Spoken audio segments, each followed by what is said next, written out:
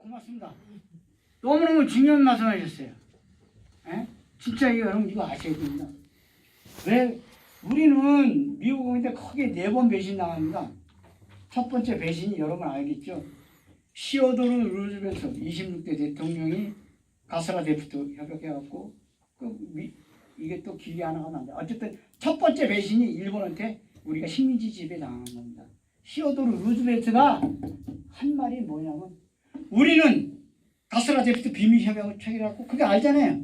일본이 조선 먹고 미국이 필리핀 먹는 거 다 딜했단 말이에요. 그러면서 그 시어도르 루즈벨트가 우리 미국은 일본에 대해서 외교적으로 조선에 대해서 이래라 저래라 할 말 권한이 없다. 그리고 일본이 조선을 식민지 지배하는 것을 보고 싶다고 얘기했어요.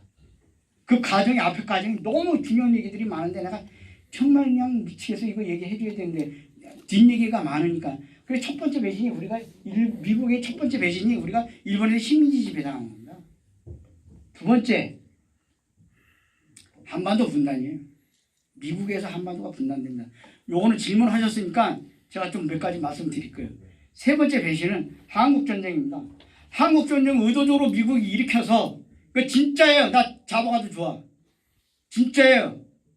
한국전쟁 일으켜가지고 일본을 세계 경제 대국 2위로 만든 게 미국의 동북아 정책입니다. 예? 우리 식민지 지배한 것도 모자라도 또 한국전쟁을 일으켜갖고 일본이 김일성이가 한국전쟁 일으킨 건 맞아요. 내가 그걸 부정하려고 그런 게 아니라 그것을 원인 제공한 게 누구냐. 그걸 말씀드리려고 그런 거예요. 그리고 네 번째가 통일을 반대하고 있습니다. 우리는 공산주의자들 때문에 통일이 안 된다며. 근데 1991년 소련이 붕괴가 됐어. 그럼 우리 통일해야 될 거 아니야. 그때 통일할 수 있는 절호의 찬스가 왔었습니다. 그때 전쟁 범죄 국가인 1차 세계대전, 2차 세계대전을 일으켰던 독일, 게르만 민족을 갖다가 이제 더 이상 전쟁 못 일으키게 하기 위해서 세계 4대 강국이 미국, 영국, 프랑스, 소련이 동베를린 선언을 가로놨잖아요. 그때 91년에 독일이 통일합니다. 소련이 붕괴되면서. 이때 우리나라가 통일할 수 있는 절호의 찬스가 왔었어요. 여러분 다 기억해보면 아 그렇구나 할 거예요. 그때 어떤 일이 벌어지냐면 소비에트 연방이 무너지고 우즈베키스탄, 카자흐스탄, 중앙아시아에 있는 16개 나라가 다 독립이 됩니다. 그죠? 그때 소련이 경제적으로 미하일 고르바초프 있을 때 경제가 붕괴됐을 때 노태우가 30억 달러의 경제협력 차관을 제공합니다. 그 중에 절반 15억 달러가 집행돼요. 이런 통일 분위기가 조성이 돼서 북한에서 누가 내려옵니까? 노태우 때 영영무기가 내려옵니다. 그래가지고 영영이 내려와가지고 한반도 기본 3대 합의서가 작성이 됩니다. 이건 6.15 공동선언보다 더 진보한 거예요. 첫째 뭐냐면 북한도 인정하고 북한 공산주의 인정하고 남한의 자본주의 인정하고 그래 체제 인정이에요. 두 번째가 무지막지한 합의를 합니다. 남북한 불가침 조약 전쟁하지 말자. 그래서 남한에 있는 핵 전술 자한당 애들이 노상 얘기하잖아. 북한에 뭐 핵실험을 우리도 핵무장 해야 된다고. 그때 91년도에 한반도에 주한미군이 갖고 있었던 전술 핵무기가 한반도에서 빠져나갑니다. 그 합의 때문에 그런 거예요. 여러분 이게 중요합니다. 그 다음에 세 번째가 뭡니까? 교류, 물류 교류 확대가. 이런 분위기 속에서 초과에 다 나와요. 91년도에 94차 유엔 총회에서 그때 91년도에 유엔에 가입된 나라가 남한이 160, 북한이 160 한 번째 지금 200개 나라가 넘었잖아요. 지금 그때 유엔에 남북한 동시에 가입이 됩니다. 해방 이후 처음으로. 이런 통일 분위기 속에서 야 진짜 이거 가슴 설렜어요. 그거 여러분 진짜 이거 알아야 됩니다. 그런데 누구 마음대로 통일해? 여기다 깽판 지고 찬물 깬진 새끼들이 미국 놈들이요. 91년에 우리 전쟁 날 뻔했다니까. 미국이 영변에 핵시설 갖다가 따겠다고 한 거 아닙니까? 그 시뮬레이션도 다 했어. 여러분 지금 핵이 나오기 시작했는데 그때 당시 준비도 안 했어. 전혀 안 했다고는 볼 수 없지만 걔네들 생존을 위해서 어쨌든 그래서 그거 원자를 막 폭파하고 그랬잖아요. 북한이. 그런데 여기다가 그냥 핵 공격한다고 하니까는 라면 사제 얘기하고 난리 났었잖아. 그리고 여기 거기서 북한에서 여기 설 얼마 멀지 않다고 불우하다만 전쟁 화제는 얘기냐. 나만 이 수고 반통이 새끼 들고 나. 그래서 미국의 CNN 방송이 그 서울 MBC 방송에다가 정식 공문을 보냅니다. 휴전선 근방에서 전쟁하는 거 생중계하겠다고. 이 개색 이라크 봤잖아. 이라크 전쟁을 갖다 CNN이 그냥 불꽃놀이지. 그 이라크 사람들이 어떻게든 그 고통이라는 거 이걸 또 당해. 6.25 때 했는데 또 해 우리한테. 왜 우리가 이렇게 살아야 돼? 정말 미치겠어. 독일도 통일했는데 왜 우리가 통일 못해? 정말 여러분 이거 비참한 얘기입니다. 그래서 북한이 이거 아니다. 이번에도 다 합의돼. 결국 깨잖아요. 지금 국내 문제 갖고. 근데 김정은이가 불쌍해. 막 눈물이 나더라고 내가. 우리끼리 평화롭게 잘 살겠는데 왜 지랄해야 씨발. 이제 그만했으면 좋겠어 미국은. 그리고 아까 그 분단 이유에 대해서 얘기를 해주려 했는데 이거 시간이 좀 걸려요. 여러분 이거 해요 말로. 몇 분만 해줘. 몇 분만. 간단하게. 우리나라가 분단된 거는 태평양 전쟁 때문에 분단됐습니다. 간단히 얘기하자면 미국하고 일본하고 태평양 전쟁 벌어졌을 때 미국이 엄청나게 심하게 전쟁을 했습니다. 왜냐하면 그 아시아 그 동남아 쪽에 있는 사이판 섬을 비롯해서 수백 개의 섬들이 있는데 일본 놈들이 그 동남아 다 장악했잖아요. 그러면 섬 하나하나 점령에 들어갈 때마다 미 해병대가 몇천 명씩 죽어나가 잡혀지는 거야. 근데 그 많은 섬을 다 어떻게 점령해? 그러니까 그리고 일본 놈들은 최후의 1인까지 끝까지 싸운다고 하는 그 태평양 전쟁이 끝났는데 몇십 년 동안 동굴 속에 들어가는 거 봤잖아. 궁극지. 그 옛날에 그거 알죠? 그리고 활복 자살을 했지 한 거 안 합니다. 오키나와 같은 큰 섬에서는 애들하고 이렇게 애기 안고 떨어져 죽으면 죽었지 절대 항복하지 않아요. 일본인들은. 그런 지독한 모습을 바라본 미국 해병대들은 그 사람들은 서양 사람은 사람의 생명을 최고로 중요시 여기는데 죽어도 끝까지 그 옥새 작전이라는 게 있어요. 한번 찾아보면 다 나와요. 최후의 1인까지 끝까지 싸운다는 일본인들 그 군국주의 정신 때문에 그냥 미국 놈들이 질려버리는 거예요. 그러니 그 섬들이 그렇게 많은 섬을 하나하나 어떻게 딸 것이며 만약에 오키나와 같은 큰 섬을 땄다 하더라도 일본 본토를 정상적인 군사작전으로 다 일본 본토를 점령하는 건 도저히 엄두가 안 나는 거예요.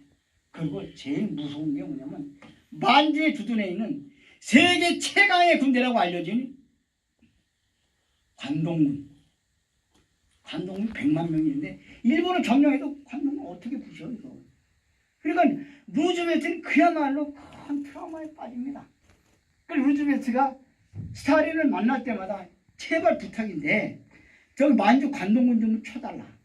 우리 미 해병대가 너무 많이 미군이 죽어가니까 부탁해달라니까 스탈린이 얘기 여보 무슨 소리고 있어.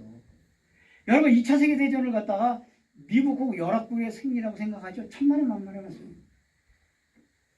소련 사람들이 2차 세계대전 때 유럽에서 전체 사망자가 4,600만 명이다. 그 중에서 소련이 죽은 사람들이 2,700만 명이에요. 여러분 이거 80%가 소련이 죽었어. 독일군 전쟁에서. 미국은 몇 명? 42만 명 죽었어. 42만 명. 그러니까 소련하고 히틀러하고 이렇게 심하게 전투를 벌였는데 독일군이 2차 세계대전 당시에 죽은 사람이 570만 명이에요. 찾아봐야 다 나와. 80%가 레닌그라드 소련하고 전쟁에서 죽었어요. 근데 스탈린이 여보 지금 내가 서부전선에서 독일군하고 이렇게 혹독하게 지금 우리 소련 사람이 죽어가면서 전쟁을 하고 있는데 또다시 소련이 워낙 땅덩어리가 크니까 서부전선에서 이렇게 피해가 큰데 동부전선에서 일본군을 상대해서 관동으로 또 전쟁을 한다? 아니 그러면 두 개의 전선에서 두 개 동시에 전쟁한다면 이거 군사 전략상이 있을 수 없는 얘기가 안 된다. 그러니까 루즈벨트가 테헤란 회담에서 1943년 11월달 테헤란 회담에서 또 만납니다. 스탈린한테. 그 당시 미국은 핵무기가 개발이 안 됐을 때예요. 그리고 제가 부탁드려요. 점점 미군이 많이 희생당하니까 좀 관동을 좀 쳐달라고 또 얘기를 해요. 그러니까 스탈린이 더 이상 그걸 갖다가 반대하지 못하고 받아들입니다. 근데 전제 조건이 뭐냐면 독일이 패망한 지 3개월 후에 내가 선전포고를 해서 치겠다. 너 알다시피 어떻게 이거 하냐. 그 대신에 이걸 얘기하라고 이게 길어졌어요. 그 대신에 자기네 소련이 참전을 하게 되면 뭘 줄래? 그런 거 아니요. 대가가 있어야 될 거 아니요. 그러니 스탈린이 얘기하기는 뭐냐면 과거 제정 러시아 니콜라이 2세 때 갖고 있었던 제정 러시아가 갖고 있었던 러일 전쟁 이전에 동북아의 기득권을 인정해달라. 쉽게 얘기하면 그 얘기예요. 그러니까 루즈벨트는 이거보다 더한 요구 조건도 받아들일 용의가 있는 거야. 워낙 미군이 죽어가니까. 이게 한반도 분단의 시작이요. 아시겠어요? 소련군이 참전하는 대신에 동북아의 옛날 과거 제정 러시아가 갖고 있었던 그 기득권을, 그 제정 러시아라는 게 뭡니까? 그 당시 러시아, 청나라, 일본, 우리나라 먹으려고 미국 아우성 쳤던 데 아니에요. 100년 전. 그때 그 기득권을 인정해달라니까 땡큐. 그래서 우리가 분단이 오게 됩니다. 그리고 난 다음에 그 당시에 어떤 상황이 벌어지냐면은 소련은 일본의 조르게, 메모하세요. 조르게라는 유명한 스파이가 있었어요. 그 조르게가 누구냐면 독일 프랑크푸르트 신문사 동경특파원입니다. 이 조르게는 일본하고 독일하고는 동맹관계니까는 마음 놓고 정보 활동을 했고 신문 기자, 특파원 입장이니까 신문 기자 입장에서 일본이 곧 패망한다는 고급 정보를 갖다 스탈린한테 계속 보낸 거예요. 근데 미국은 일본에 대한 그런 정보가 없기 때문에 앞으로 이 전쟁이 1년 이상 끊게 되면은 미국 적어도 100만 명 이상의 미군이 죽는다는 오판을 한 거란 말이에요. 그래서 딱 그 제안을 스탈린이 딱 갖고 있으면서 1945년 5월 9일 날 독일이 항복선언을 합니다. 그리고 약속 지켜요. 3개월 만에 대일 선전포고를 딱 합니다. 그날이 무슨 날인지 아세요? 1945년 8월 6일 날 히로시마의 원자폭탄이 떨어지고 두 번째 8월 9일 날 나가사키의 원자폭탄이 떨어집니다. 이미 전쟁은 다 끝난 거나 마찬가지야. 그러니까 그 세계 최강의 군대라고 알려진 100만 관동군들이 총 한 방 안 쏴보고 그때 항복한 거야. 그때 당시에 백선엽이가 항복했더니 그 얘기에 내가 얘기가. 그러니까 이 소련의 탱크 부대가 허벌판 마주로까지 전속력으로 남진하는 거야. 그래갖고 딱 일본의 선전포고 온 지 딱 3일 만에 평양까지 들어옵니다. 그리고 스탈린이 남한에 있는 일본군들을 몰아낸다는 명분하에 부산까지 내려오는 건 시간 문제야. 진짜 우리가 그때 완전히 하나가 될 수 있었어. 솔직히 까놓게 얘기해서. 근데 스탈린이 무슨 이유인지 딱 중단해요. 그러니까 미국은 미칠 일이지. 이거 미군이 들어오려면 한 달은 걸려야 돼. 여기 들어오려면. 근데 소련이 남한에 그 일본군 몰아낸다고 다 들어오면 한반도가 전부 다 공산화가 되니까 미국 놈들이 급하게 회의를 합니다. 그게 언제냐면은 1945년 8월 11일 날 워싱턴 시간 자정 무렵 미 전쟁성, 국무성, 해군성, SWNCC 군사위원회를 긴급 소집을 해가지고 미 국무부 소속의 딘 러스크 대령하고 국방부 작전국의 본 스틸 대령하고 지시를 합니다. 서울하고 인천을 남한에 있게 하라. 그 두 가지 조건만 충족되면 그라고 그랬어요. 근데 얘네들이 코리아에서 알지도 못해 얘네들이. 그러니까 이거 삼파선 그라고 그러니까 삼파선이 아니야 그때 당시.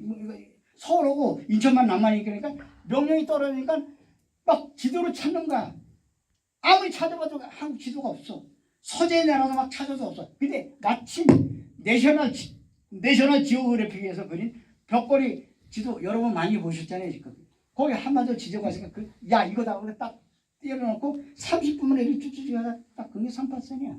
그게 유행군 총사령부 작전명령 제1호로 그대로 선택되는데 어느 한국의 전문가하고도 상의도 없이 이 새끼들이 지네들끼리 본스틸하고 딜러스가 딱 그게 3%냐는 거예요. 예? 그래갖고 이걸 갖다 긴급하게 스타린한테 제시를 한다고. 야 우리 한반도 분할 점령하자. 그러니까 스타린이 거기서 기다렸다는 듯이 땡큐 이거 딱 받아들여. 그러니까 미국도 깜짝 놀란 거예요. 소련이 스타린이 마음만 먹으면 나만 다 먹을 수 있는데 이걸 그냥 너무 쉽게 받아들인단 말이야. 그런데 스타린은 또 다른 전략이 있었어요. 그래 남쪽은 미국 니네들이 주체니까 일본 홋카이도 북해도 4개 섬에 있어서 일본은 분할 점령하다고 역제안을 해. 그러니까 그 당시에는 루즈벨트 다음에 트루만이었었어요. 트루만이 들어가 이런 날강도 같은 새끼들이 어디 있냐고 말이죠. 팔팔 뛴 거야. 이미 일본이 다 패망한 거나 마찬가지인데. 그래갖고 그때 당시 독일 승용국이었던 여러분 패튼 장군 무지개 유명한 사람입니다. 연합국 총사령관인데 패튼 장군이 왜 유명하냐면 탱크 부대가 유명해. 그러니까 이 패튼 장군이 탱크 부대 딱 모스크바를 향해 하고 소련 향해 작전 명령만 떨어지길 바란 거예요. 그때 3차 세계대전이 일어나기 일부 직전까지 갔었습니다. 그래갖고 명령만 떨어지면 바로 그냥 공격해 들어가라고 소련으로. 응? 근데 그 당시 스탈린이 이제 끝낼게요. 자기네들이 아직 핵무기가 없는 상태에서 그 군사적 면세를 인정하고 이거 받아들인 겁니다. 그래서 미국이 태평양 전쟁에서 미군들의 희생을 줄이기 위해서 한반도 분단을 시켰다는 거 부인할 수 없는 사실입니다. 그만할게요. 시켜보시니까.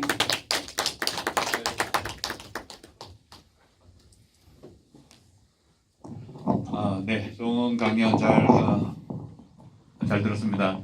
그리고 마지막으로 소개 인사 말씀을 드릴게요.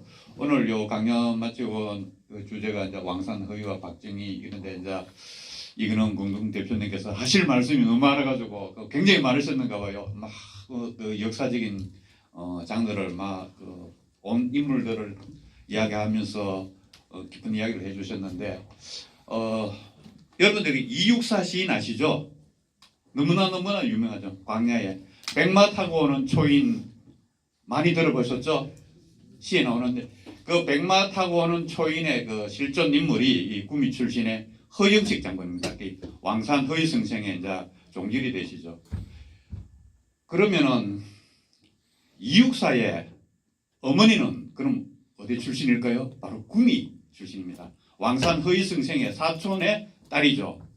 그리고 이 허영식 장군은 왕산 허위승생의 사촌 또 다른 사촌 허필의 아들입니다. 그러니까 이육사 시인의 어머니와 그 허영식 장군은 그 사촌 사이입니다.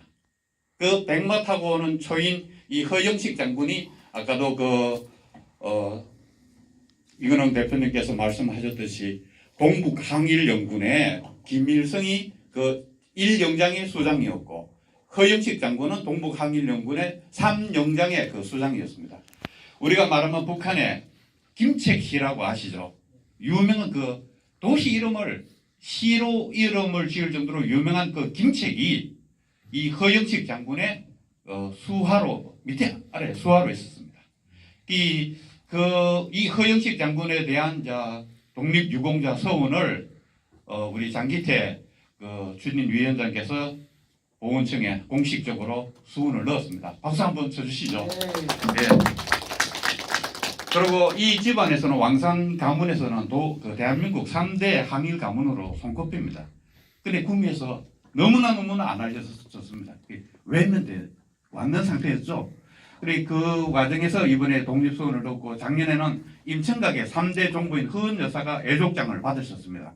이 임청각의 3대 종부 허은 여사도 구미 출신입니다. 8살 때 구미를 떠나서 만주로 망명을 가신 분인데, 그리고 그 월요일 4월 8일 월요일에 임원동 독립 100주년 만세 운동에 서울에서 허백성 씨이 내려오셨는데 허창수 씨도 대구에서 내려옵니다. 그 허영식 장군의 조카 허창수 씨도 오시고 그 서울에서 일창 허발의 그 종손자 되시는 허벽 어른도 내려오시는데 그 기념에 지금은 구미에서 새로운 그 독립 가문의 유공자, 이 대한민국의 3대 독립 가문이 새롭게 조명되고 알려지는 계기가 시작되고 있는 것 같습니다. 그리고 이제 그 밖에 나가시면은 허영식 장군에 대한 그 개정판 그 책이 지금 준비되어 있는데 새로 개정판이 나왔습니다. 그 시중에서는 그 정가는 13,000원인데 오늘 오신 분들에 한해서 10,000원에 구매할 수 있도록 드릴 테니까 많이 좀 구매하시고 읽어주시기를 부탁드리면서 오늘 와주신 거 다시 한번 감사드립니다. 그리고 잠시 그 기념 촬영 있을 테니까 앞으로 이래 같이 하실 분들 나와주시기 바랍니다. 고맙습니다.